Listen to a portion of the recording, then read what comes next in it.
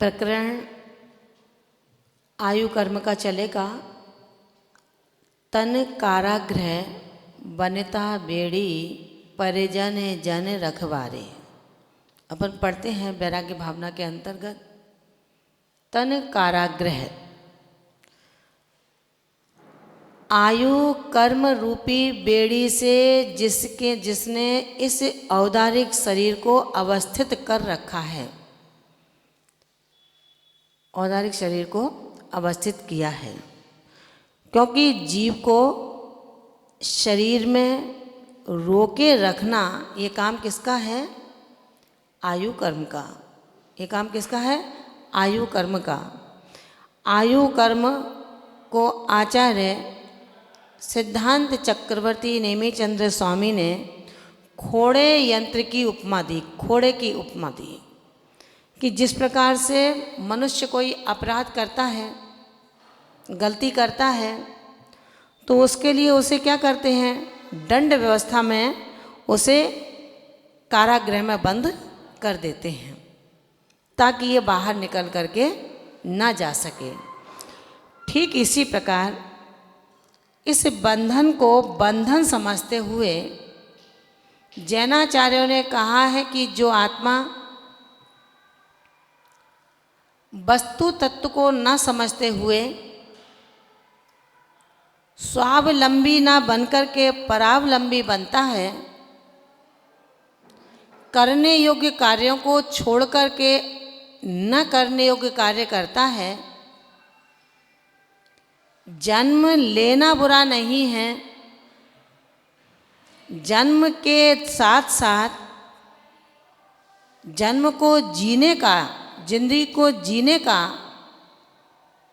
जो सही अंदाज लगाता है, जन्म की तरह मृत्यु को प्राप्त नहीं होता, बस वही आयु के बंधन से निर्बंध दशा को प्राप्त हो सकता है। कारण क्या है? आयु कर्म कैसा है भाई? पुलिस ने पकड़ा तो पकड़ के क्या करेगी पुलिस? हथकड़ी डाल देगी, डालेगी ना? हथकड़ी डाली, जिसके डाली अब वो सर ऊंचा नहीं कर पा रहा है। आचार्य भगवंत कहते हैं ज्ञानी वो है जो सोने की बेड़ी को भी बंधन मानता है और लोहे की बेड़ी को भी बंधन मानता है। क्योंकि दोनों से ही बंद स्थान हो रहे हैं, एक से शुभ और एक से अशुभ। शुभ बंद स्थानों में सोना उसके पास में है, अशुभ बंद स्थानों में लोहा उसके पास में है। इसलिए अहंकार ममकार की दीवारों को चीरने के लिए ज्ञानी आत्मा के लिए पूर्वाचार्यों ने निर्दिष्ट की तीर्थंकर महावीर की वाणी को ग्रंथों के रूप में।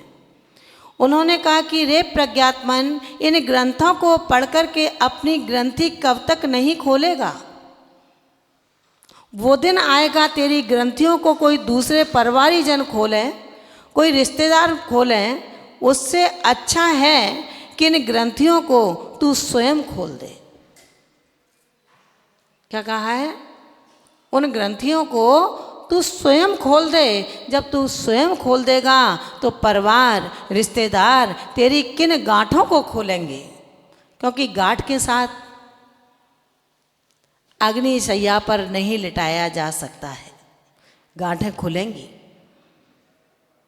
इसलिए आचार्य भगवंत क्या कहते हैं? मित्र, अपने हाथ से खोल देगा तो फिर गांठों में बंधेगा नहीं, और जब दूसरों के द्वारा खोली जाएंगी तो तू बंधा का बंधा रहेगा। क्योंकि जिस समय गांठें खुलती हैं उस समय व्यक्ति को कुछ पता नहीं है। चैतन्य अवस्था में खोली गई गांठें, चैतन्य अवस्था में खोली गई ग्रंथियां निर्ग्रंथ के रूप को प्रदान कर सकती हैं, लेकिन चैतन्य के अभाव में खोली गई ग्रंथियां कभी मुझे निर्ग्रंथ का स्वरूप नहीं दे पाएंगी। इसलिए कहा यह गया है कि हम उस आयु का प्रबंध करें जो आयु मुझे शुभ आयु में परिणत हो सके। आयु जब बंधेगी आपकी तो जैसे परिणाम होंगे वैसा आयु का बंध होगा। आप मंदिर में पूजा कर रहे हैं, प्रतिदिन मंदिर आते हैं, मंदिर से घर जाते हैं, ये सब आवश्यक है। लेकिन मित्रों, जब मेरा आयु बंध होगा वो कब होगा? संपूर्ण आयु के त्रिभाग में आयु बंध होगा। अब पहली बात तो ये है कि हमको हमारी आयु कितना है ये पता नहीं है। वर्तमान में केवली, श्रुत केवली, तीर्थंकर, अवध ज्ञानी, मनः परे ज्ञानी, इन योगियों का सद्भाव हमें प्राप्त नहीं है। कौन बताएगा कि आपकी आयु कितनी है? किससे पूछोगे आयु कितनी है? ज्योतिष से भी पूछोगे तो वो भी सही है या नहीं 100% नहीं बता सकते हैं। मत ज्ञान, श्रुत ज्ञान की तरतमता, हीनादिकता को लेकर के बैठी है। उसके अंदर इतनी शक्ति नहीं है कि वो सर्वांश रूप से आपकी विशद व्याख्या को कर सके। इसलिए अब क्या करना है? आयु जब बंद होगा, संपूर्ण आयु के त्रिभाग में होगा, संपूर्ण आयु के त्रिभाग में भी यदि बंद नहीं हो पाया है तो अब जितनी आयु अवशेष है उतनी आयु के त्रिभाग में होगा। और मान कर के चलिए संपूर्ण आयु के त्रिभाग को भी, उसके आयु के त्रिभाग को भी अगर बंद नहीं हो पाया है तो कब होगा? जब तक नवीन आयु का बंध नहीं होगा तब तक मृत्यु नहीं होगी। समझ रहे ना आप लोग? अब मान कर के चलिए आपकी संपूर्ण आयु का त्रिभाग पता नहीं है, संपूर्ण आयु का ज्ञान नहीं है। हमको क्या करना चाहिए? क्योंकि जिस समय आयु बंद होगा उस समय जैसे परिणाम होंगे गतिबंध उसी प्रकार का हो जाएगा। और आयु के साथ जो गतिबंध हो रहा है अथवा गतिबंध के साथ जो आयु बंद हो रहा है उसमें कुछ भी परिवर्तन होगा तो सिर्फ इतना होगा, उत्कृष्ट आयु का अपकर्षण और अपकर्षित आयु का उत्कर्षण।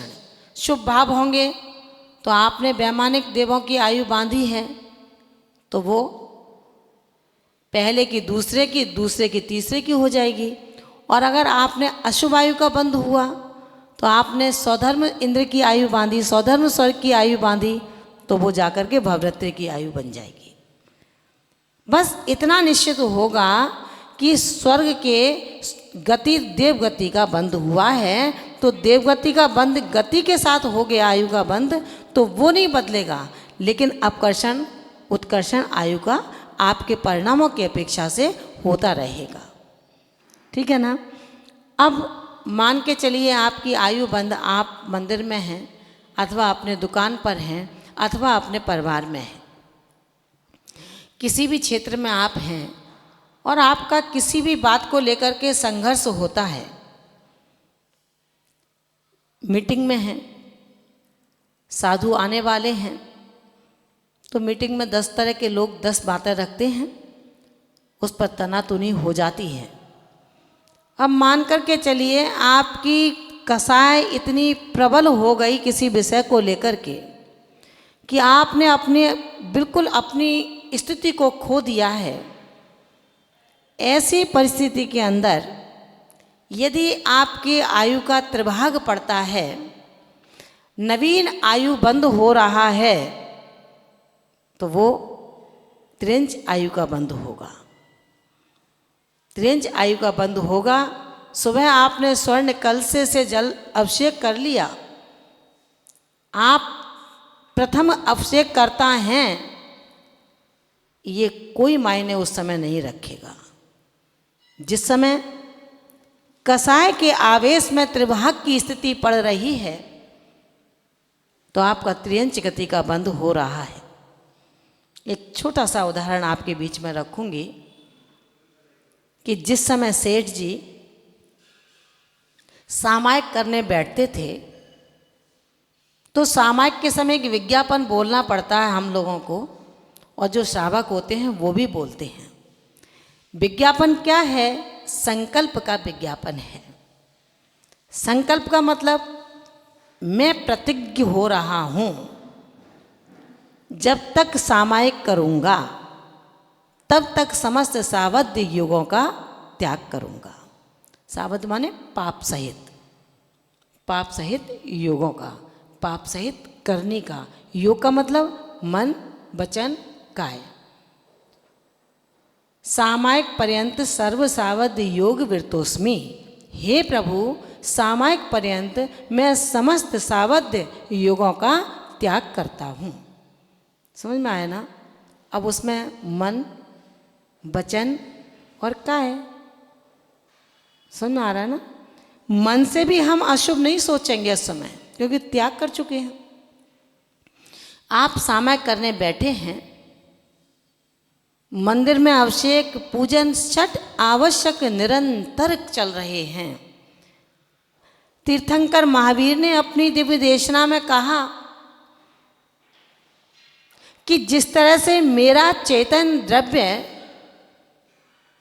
इस संसार में भटकता रहा, इतना भटका जिसका अंदाज शायद कोई साधारण व्यक्ति नहीं लगा सकता है, जिसने कभी ग्रंथों को ना पढ़ा हो।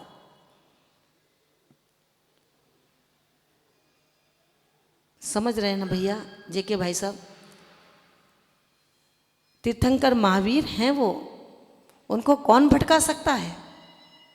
तीर्थंकर प्रकृति इतनी पूर्ण प्रकृति है जिसका कोई जवाब नहीं है, लेकिन वो भी कुछ ना कर सकी, क्योंकि अभी तीर्थंकर प्रकृति बंद नहीं हुआ था। आप शक्तिशाली हैं, लेकिन शक्तिशाली होने के बाद भी यदि आपने अपने परिणामों को अपने स्वयं में थाम करके नहीं रखा, तो ध्यान रखना मित्रों, ये धर्मशाला धर्म आयतन कुछ भी नहीं कर सकेंगे। इसलिए क्या करना है अपने को? परिणामों की विशुद्धि प्रति समय रखनी है। परिणामों की विशुद्धि प्रति समय रखनी है। इस अहंकार में मत आना कि मैं अध्यक्ष हूँ मंदिर का। इस अहंकार में मत आना मैं अध्यक्ष हूँ सकल समाज का। इस अहंकार में मत आना मैं पूरे देश का मंत्री बना बैठा हूँ। ये मंत्री और संतरी और अध्यक्ष कुछ काम नहीं आएंगे। ये पद तो वो पद हैं जो तुम्हें अपद की क्रियाओं को सिखाने के लिए आपको प्रदान किए गए हैं। अध्यक्ष बनाया जाता है, भैया अध्यक्ष बन जाओ तुम, लेकिन अध्यक्ष कौन है? क्या दायरा है आपका? आचार्य भगवंत कहते हैं पद तुम्हें पुण्य से मिला है। कैसे मिला है? पुण्य से। आपकी यश कीर्ति थी, यश कीर्ति थी तो आपको पद मिला। आज अपने संपूर्ण समाज के नेतृत्व करने वाले आप बने हैं। आचार्य भगवंत कहते हैं वत्स, पद का गुमान मत करना। जिस पद पर बैठे हो उस पद का कार्य करना। कार्य करोगे तो ये पद आपको निरापद तीर्थंकर पद को प्रदान करा जाएगा, और पद का यदि दुरुपयोग कर लिया तो कभी पद मिलने वाला नहीं है। महावीर स्वामी के चैतन्य विदाई आत्मा ने किस किस पद को धारण नहीं कर पाया। विचार करना मित्रों। तीर्थंकर आदिनाथ का समावसरण लगा हुआ है। चक्रवर्ती भरत का पुत्र मारीच कुमार जब तीर्थंकर के समावसरण में जाता है और देखता है ये मेरे बाबा हैं, इनकी इतनी जय जयकार हो रही है, आखिर इन्होंने क्या किया है? मैं भी तो इनका ही पोता हूं ना, मेरी भी जय जयकार होना चाहिए। मित्रों, जलो मत। जलोगे तो राख हो जाओगे। जलो मत, जलोगे तो राख हो जाओगे। पुरुषार्थ करो कि ये वहां तक कैसे पहुंचे हैं। आदिनाथ भगवान ने कहा कि मारीच, वो दंडता मत कर, सरलता से चलता रहे, तो तीर्थंकर बनेगा। क्या कहा? वो दंडता न कर, सरलता से चल, तू तीर्थंकर बनेगा। मित्रों, यदि आपसे कोई कह दे कि भावी पर्याय आपकी ये होने वाली है, तो क्या करोगे आप? अच्छे से बोलोगे क्या सबसे? अदब से चलना सीखोगे क्या? विचार करना। मेरे इस चेहरे को देख कर के जवाब मत दो। अपने सीने पर हाथ रखो कि मैं अदब से चलना कब सीख सकता हूं।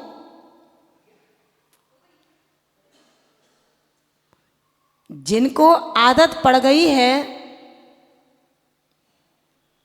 बातों को सुन करके और निकालने की, वो पीटे जाते हैं, उनकी पिटाई होती है। फिर माँ ने कहा बेटा पढ़ ले, पेपर हैं, नहीं सुना। गुरु ने कहा शिष्य से कि बेटा उद्दंडता मत कर, मेरे गुरुकुल का मान रख, अनुशासन भंग मत कर, नहीं सुना शिष्य ने। फिर क्या हुआ? तीर्थंकर ने कहा उद्दंडता मत कर, धर्म की शरण में जा, धर्म से भाग करके मत जा। भाग करके जाएगा, फंस जाएगा, पिट जाएगा, कुट जाएगा, पिस जाएगा। लेकिन नहीं माने, नहीं माना। क्या है धर्म में? मित्रों, आयु कर्म की वो स्थिति जो यदि एक बार आपने धर्म को छोड़ दिया तो क्या होगा? जब तीर्थंकर प्रकृति के बंध करने वाली आत्माओं को, छायक सम्यक दृष्टि बनने वाली आत्माओं को इन कर्मों ने नहीं छोड़ा, आयु कर्म बंद हुआ तो कौन सा हुआ? 33 सागर का। कौन सा हुआ? 33 सागर का। किसको हुआ? किसको हुआ? मारीच को नहीं हुआ। मारीच को अभी बंद नहीं हुआ। मारीच की तो जो पर्याय रखी गई उसको तो मैं अगर आपको बताती हूँ तो आपको बड़ा आश्चर्य होगा कि क्या ये सत्य है। शंका ना करना, जो भी कहेंगे, जो ग्रंथों में लिखा है वही कहेंगे। अपने मन की एक बात भी यहाँ पर नहीं कही जाएगी। राजा श्रेणिक, जिन्होंने गले में सर्प डाला था, 33 सागर की आयु का उत्कृष्ट बंध सप्तम नरक का उन्होंने किया था। चूंकि उनका आयु का काल चल रहा था, त्रिभाग चल रहा था, आयु बंद हो गया। अब आयु बंद हो गया तो नरक गति का बंद हुआ। अब आयु के साथ गति का बंद हुआ है, इसलिए गति नहीं छूटेगी। अब गति नहीं छूटेगी, लेकिन जैसे ही परिणामों में पश्चाताप की अग्नि झुलसी, प्रायश्चित, निंदा, गर्हा, आलोचना जिसके अंदर आई, उसका फर्क ये पड़ा कि 33 सागर की उत्कृष्ट आयु का अपकर्षण हो गया, कम हो गई। कितनी हो गई? 84,000 वर्ष की मात्र रह गई।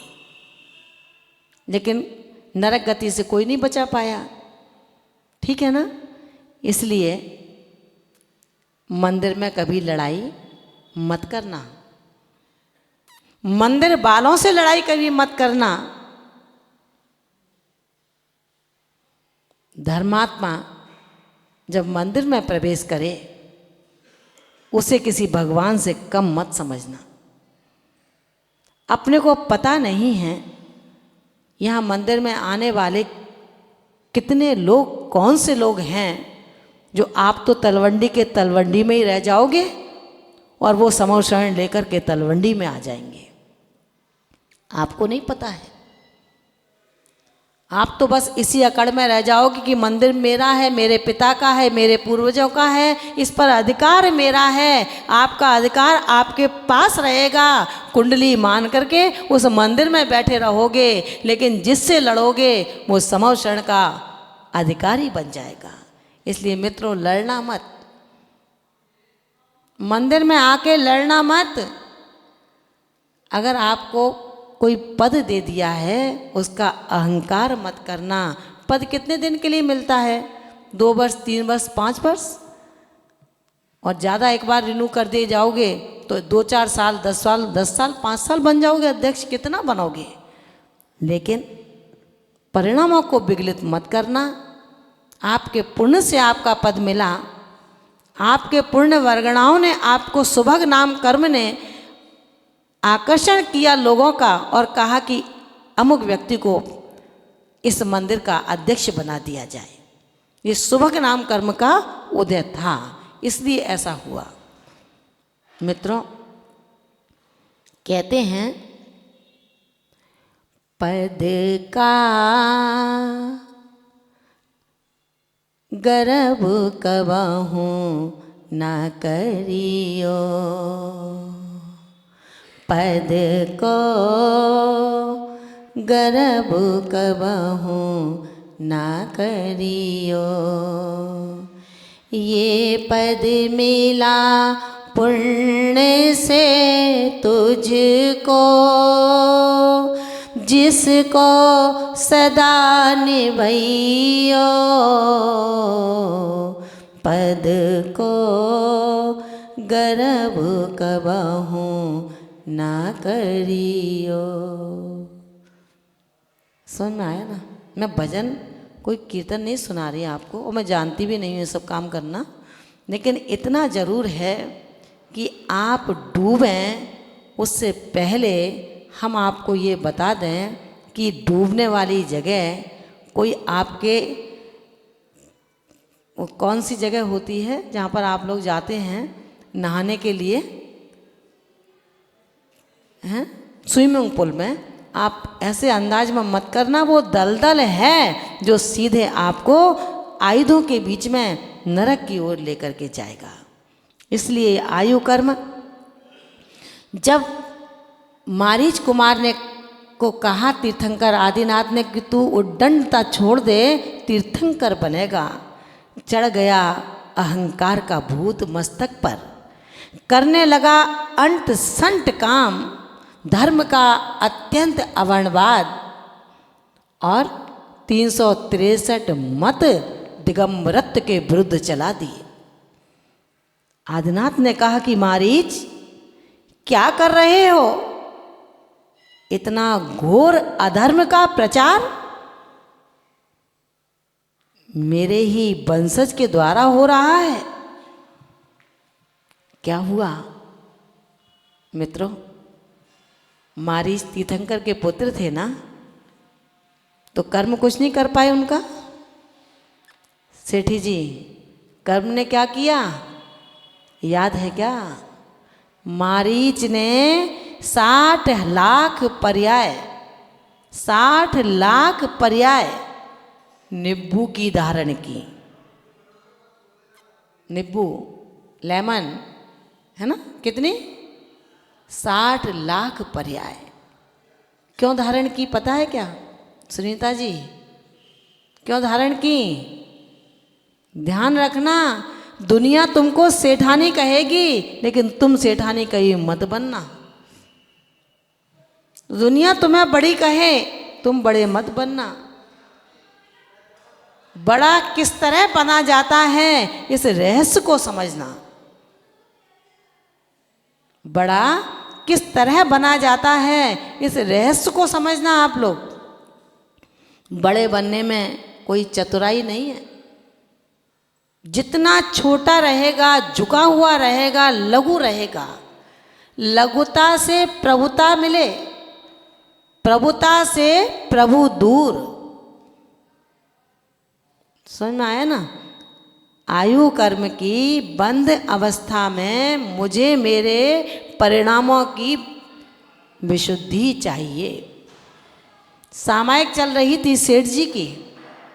संकल्प ले लिया कि जब तक दीपक बंद नहीं होगा तब तक मेरी सामायिक चलती रहेगी। आखड़ी ली तो उसकी परीक्षा भी आखड़ी हो गई। अब क्या था? अब क्या था? अब कुछ और नहीं था। अब सिर्फ ये था कि जब दीपक में घी कम हुआ, पत्नी आई, उसने कहा मेरे सेठ जी सामायिक कर रहे हैं, दीपक बंद हो जाएगा, उसमें और घी डाल दिया। ये क्रम चलता रहा। घी कम होता, सेठानी घी डाल जाती। क्रम चलता रहा। सामायिक करते करते करते करते इतना समय हो गया, कंठ सूखने लगा, प्यास की बाधा सताने लगी। अब क्या? संकल्प लिया था सामायिक पर्यंत सावध योग, सर्व सावध योग विरतोस्मि, मैं सभी सावध योगों का त्याग करता हूँ। कब तक? सामायिक तक। संकल्प लिया दीपक नहीं बुझेगा तब तक सामायिक करूँगा। अब दीपक बुझे कैसे? बार बार घी पड़ रहा था। कंठ तक प्राण आ जाते हैं, सेठ जी चले जाते हैं। चूंकि मन किसमें था? जल में था। प्यास से कंठ सूख रहा था, इसलिए बंद हुआ आयु का। किसका? मेढक पर्याय का। पड़ोस के सरोवर में जाकर के मेढक बन जाते हैं। पत्नी जब जब उस बावड़ी में जाती थी, बावड़ी थी, उस बावड़ी में पत्नी जल भरने जाती थी, मेढक उछल उछल करके उसके ऊपर आता था। वो हटा हटा करके जल में छोड़ देती थी। तंग होकर के दिगंबर मुनि से पूछा कि हे यतिराज, ये क्या है? उन्होंने कहा कुछ नहीं है। आयु के बंध के समय परिणामों की जो गति तृषा की वेदना में गई, बस उसका ये फल है। मित्रों, हम भी संभलें, अपने परिणामों को संभालें। न जाने कब मेरे नवीन आयु का बंद हो जाएगा। ये जिस आयु का हम भोग कर रहे हैं, ये बुद्धिमान आयु कहलाती है। नवीन आयु जो बनती है वो बुद्धिमान आयु कहलाती है। बुद्धिमान आयु के बाद बुद्धिमान आयु बुद्धिमान आयु बन जाती है। हम इन सब से बचने का प्रयास करें। चूँकि समय पूरा हो गया है मेरे बोलने का, इसलिए मैं यहाँ पर अपने वक्तव्य को पूरा करूँगी और आप सभी के लिए यही प्रार्थना करूँगी परमात्मा से। वो परमात्मा आपको असीम सौंदर्यता, चिरंजीवता, आरोग्यता और समृद्धता प्रदान करे। आप सबके मति और शुद्ध ज्ञान को अत्यंत पारदर्शी बना करके आपको सम्यक दृष्टि बनाने का एक संबल प्रदान करे। इन्हीं भावनाओं के साथ जय बोलिए तीर्थंकर महावीर स्वामी की जय।